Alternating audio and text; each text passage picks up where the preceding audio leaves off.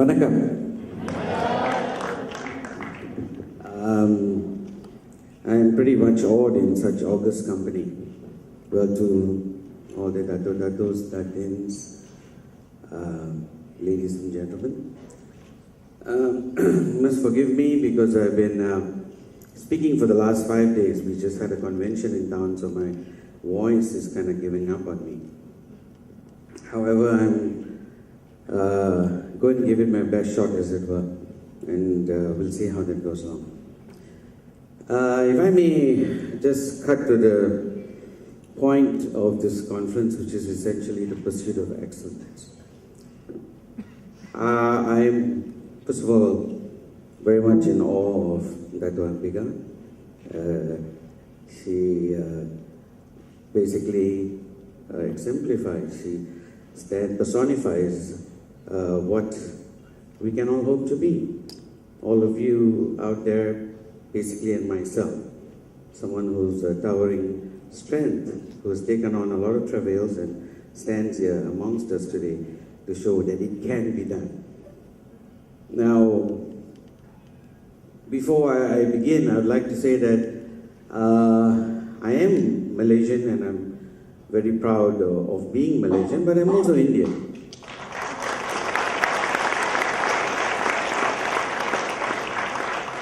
I'm also Indian, and I don't think that one takes away from the other. I can be Indian because that is what my tradition and heritage is, and it hails back for a good 4,000 years, even arguably 6,000 years, depending on which historian you're speaking to.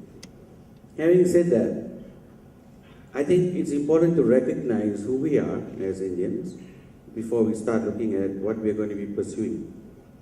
Shall we agree to that? Okay, good. I had the occasion a while back of addressing the Madras Management Academy, which is kind of like the oldest institution on management in India. And uniquely enough, what they were asking me was, what do I have to say as an Indian? The concept was basically Indianness and what it stood for. So I was able to give them a little idea of what I felt an Indian is, because I'm looked upon as this Indian from the diaspora. Are you with me? So there's this question, am I Malaysian? Am I Indian? Where's the line drawn? Should I be embarrassed to be one at the cost of being another? I don't think so. And,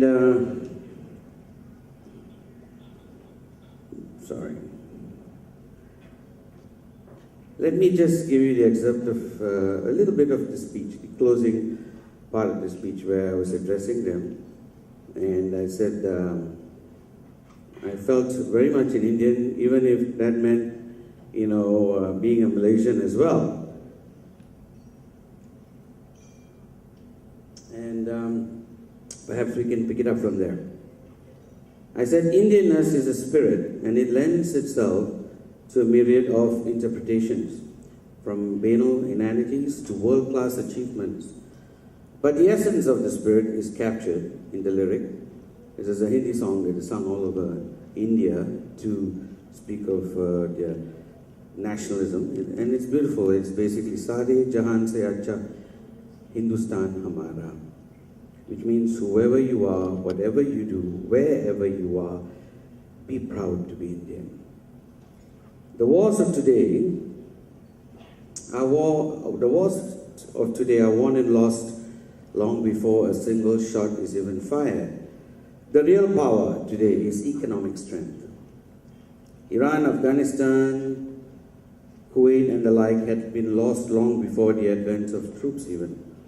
Troops merely helped to complete the debacle.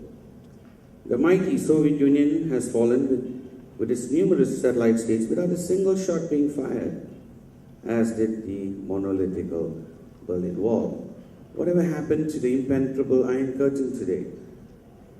The UN has been effectively muzzled. NATO has been overshadowed by the EU, And the military might of China and the US hesitate before economic communities such as APEC, OIC, and even before lesser nations such as Germany, Japan, Taiwan, South Korea, and even city-states like Hong Kong and Singapore. The point being that I'm making that today's world is about economics. All right? India is not defined by Kargil, which is Kashmir, or Kanyakumari. It is a consciousness and a concept that spans over 4,000 years. It has permeated this planet.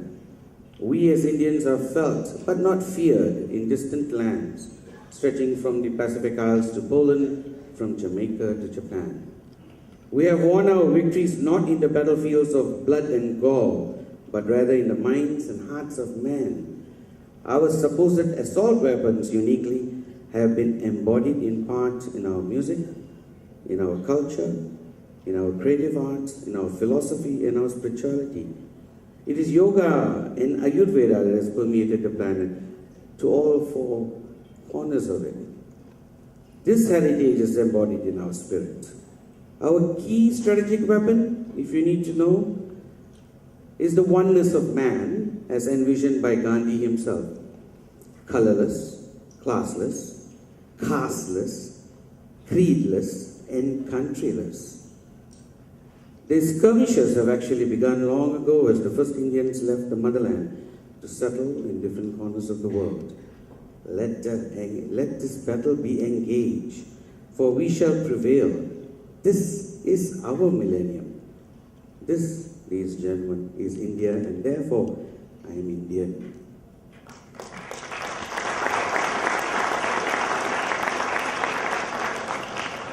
My point to them, therefore, was to say, being Indian is not a passport. We as Malaysians should be proud first of where we come from and what it takes to be an Indian. We've basically permeated this land for centuries, not just a matter of the last 100 years or so. It appears they are discovering archaeological diggings up in Kedah and in different parts of India, different parts of Malaysia, which has been the foundings of the Cholan Empire here. Angkor Wat was built by Indians. Borobudur was built by Indians. The rulers of Indochina. The Indian Empire stretched all the way down to Indochina and the Visayas in the Philippines, all the way down towards Jakarta, Bali, and further points south. The empires of before were Sri Vijaya, Lankasuka, so on. The kings of Indochina were Suryavarman, Rajavarman. These were the names. And if we trace our history back even before that, when the Mohenjo-daro Harappa civilizations in the Indus Valley were still prevalent, it was a Dravidian civilization. And if one were to look to the Tamil kingdoms in the south at the time, it was the Pandya kingdoms. Cheran,